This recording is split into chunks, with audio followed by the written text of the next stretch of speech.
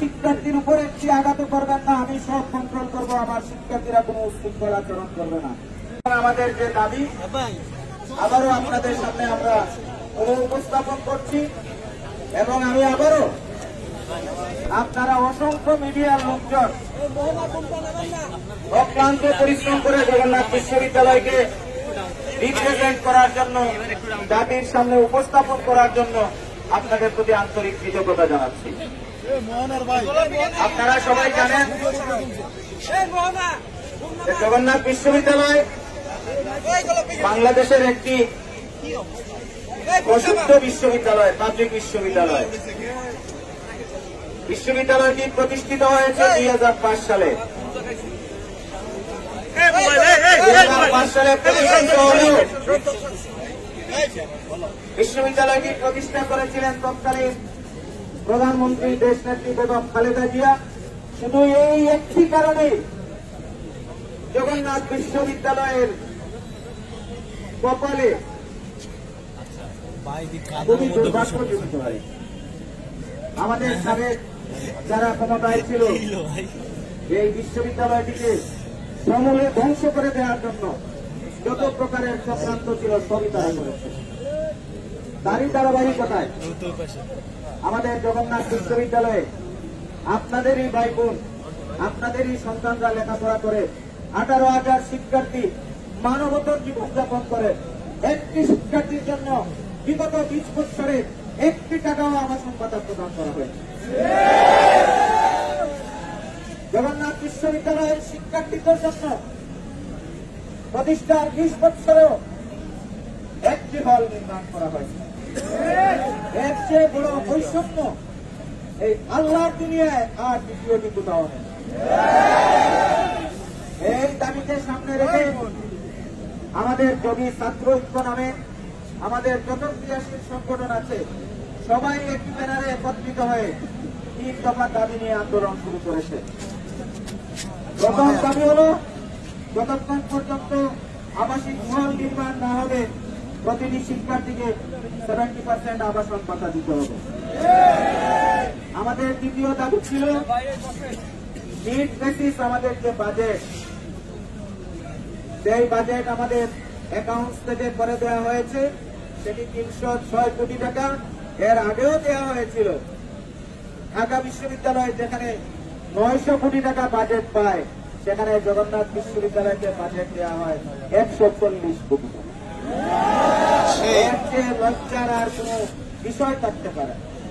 আমরা need basis 306 কোটি টাকার আমাদের উপস্থাপিত না করার জন্য আমরা সরকারের প্রতি আহ্বান জানাই।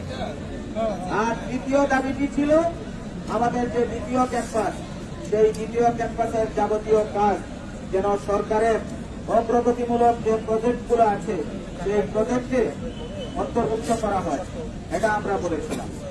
সেই 3টি দাবি নিয়ে আমরা গতকালকে মার্চ ফর যমুনা আমাদের শান্তিপূর্ণ কর্মসূচিতে আমাদের সকল শিক্ষক, কর্মকর্তা, কর্মচারী এবং শিক্ষার্থীরা আমরা এসেছিলাম। আমরা কাকরাইল মসজিদ পার হওয়ার আগে আপনারা আপনাদের মিডিয়াতে সেটা প্রচার করেছেন। আমাদের শিক্ষার্থীদের উপর, আমাদের শিক্ষকদের উপর নির্বিচারে কাঁদানে দেশ নিক্ষেপ করা হয়েছে, রাবার বুলেট ছোড়া হয়েছে এবং সর্বশেষ পর্যায়ে আমাদের শিক্ষার্থীদের এবং শিক্ষকদেরকে বেধড়ক লাঠিপিটা করা হয়েছে। আমি ব্যারিকেড ভেঙে গিয়ে পুলিশের দায়িত্বশীল ভাইদেরকে হাত জোড় করে ক্ষমা চেয়েছি যে আমার শিক্ষার্থীর উপরে একটি আঘাত করবেন না, আমি সব কন্ট্রোল করব, আমার শিক্ষার্থীরা কোনো উশৃঙ্খল আচরণ করবে না। তারা আমার কথা শুনে নিচ্ছে। এই জন্য আমাদের আরেকটি দাবি যে পুলিশরা বেশিবাদী আমলে নির্বিচারে লাঠিচার্জ করত, মানুষকে খুন করত, তারই ধারাবাহিকতায় বৈষম্যহীন এই সরকারের সময়, বৈষম্যহীন এই বাংলাদেশে একটি পাবলিক বিশ্ববিদ্যালয়ের শিক্ষক, শিক্ষার্থী পুলিশ দ্বারা নির্যাতিত হতে পারে না, তার বিচার করতে হবে। আমরা এই দাবি, আমাদের সেই 4টি দাবি নিয়ে আমরা গতকালকে 12টা থেকে এখানে অবস্থান করছি। অত্যন্ত দুর্ভাগ্যজনক বিষয় হল সরকারের পক্ষ থেকে এই পর্যন্ত আমাদের সাথে কোন ধরনের সিদ্ধান্তমূলক কথা বলা হয়। আমরা দেখেছি কালকে একজন উপদেষ্টা এখানে এসেছিলেন, আমরা কৃতজ্ঞ, উনি আমাদের খোঁজ নিতে এসেছেন। উনি আসার পরে এখানে একটি অনাকাঙ্ক্ষিত ঘটনা ঘটেছে। আমরা তাৎক্ষণিকভাবে আপনাদের মিডিয়ার মাধ্যমে সারা জাতিকে এই অনাকাঙ্ক্ষিত ঘটনার জন্য জগন্নাথ বিশ্ববিদ্যালয়ের পক্ষ থেকে আমরা আন্তরিক দুঃখ প্রকাশ করেছি। আরো কিছু ভিডিও ভাইরাল হয়েছে, সেটাও আপনারা দেখেছেন। এই উপদেষ্টা উনি জুলাই আন্দোলনের ছাত্রদের কাতারের একজন লোক। ওই আন্দোলনে উনার কাঁধে কাঁধ মিলিয়ে জগন্নাথ বিশ্ববিদ্যালয়ের শিক্ষার্থীরা তাদের জীবনকে বাজি রেখেছিল। আমরা ওই উপদেষ্টার কাছে আশা করেছিলাম উনি সর্বপ্রথম এসে ওনার সহযোদ্ধা শিক্ষার্থী যারা পুলিশ কর্তৃক লাঞ্ছিত হয়েছে, যে সমস্ত শিক্ষকরা লাঞ্ছিত হয়েছে, তার জন্য সরকারের পক্ষ থেকে দুঃখ প্রকাশ করবেন। আমরা একটি ভিডিও দেখেছি, উনি পুলিশকে বলেছেন 10 মিনিটের মধ্যে জায়গা ফাঁকা করে দিতে। আরে ভাই উপদেষ্টা, ভাই জুলাই বিপ্লব যদি সফল না হতো তুমি উপদেষ্টা হতে পারত না। উপদেষ্টা হওয়ার পরে তুমি পুলিশ প্রোটেকশন নিয়ে চলো। এই জন্য তোমার ভাব এখন যদি প্রতিবাদী ভাব হয় রে ভাই, তা আমাদের কি হবে? আমাদের ভাই আমরা নিরীহ লোক, আমাদের কোনো পুলিশ প্রোটেকশন নেই, কোনো আর্মি প্রোটেকশন নেই, বিডিআর প্রোটেকশন নেই, রেড প্রোটেকশন নেই, তবে আমাদের প্রোটেকশন আছে। জগন্নাথ বিশ্ববিদ্যালয়ের শিক্ষার্থীদের প্রোটেকশন, জগন্নাথ বিশ্ববিদ্যালয়ের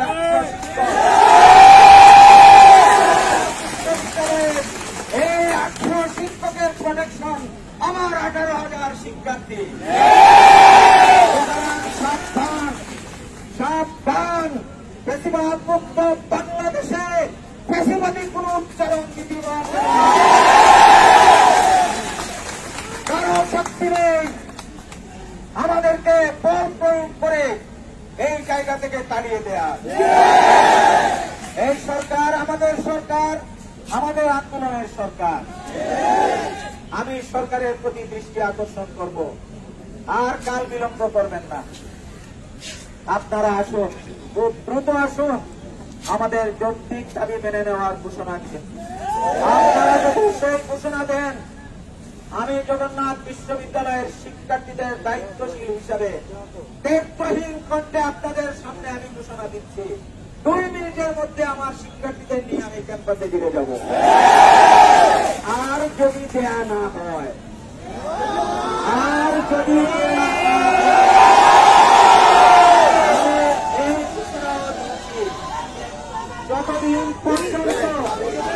যতদিন পর্যন্ত আমাদের দাবির ব্যাপারে সরকার সুস্পষ্ট ঘোষণা না দিবে, আমাদের কর্মসূচি আমরা এখানেই অবস্থান করব। আর আরেকটি কর্মসূচি, যেহেতু সকল শিক্ষক শিক্ষার্থী কর্মকর্তা কর্মচারী এখানেই আছে, ওই ক্যাম্পাস অটো শাটডাউন, ওই ক্যাম্পাস খোলার দরকার নেই, ওই ক্যাম্পাস আর খোলার দরকার নেই। আমাদের দাবি আগে মানতে হবে, সুস্পষ্ট ঘোষণা দিতে হবে, তারপরেই আমরা আমাদের এই স্থান ত্যাগ করব, আমাদের পরবর্তী কর্মসূচি দেব। আপনারা যারা আমাদের সহযোগিতা করছেন, আমি আপনাদের সকলকে আবারও আমি কৃতজ্ঞতা জানাচ্ছি, আপনাদেরকে অশেষ ধন্যবাদ জানাচ্ছি।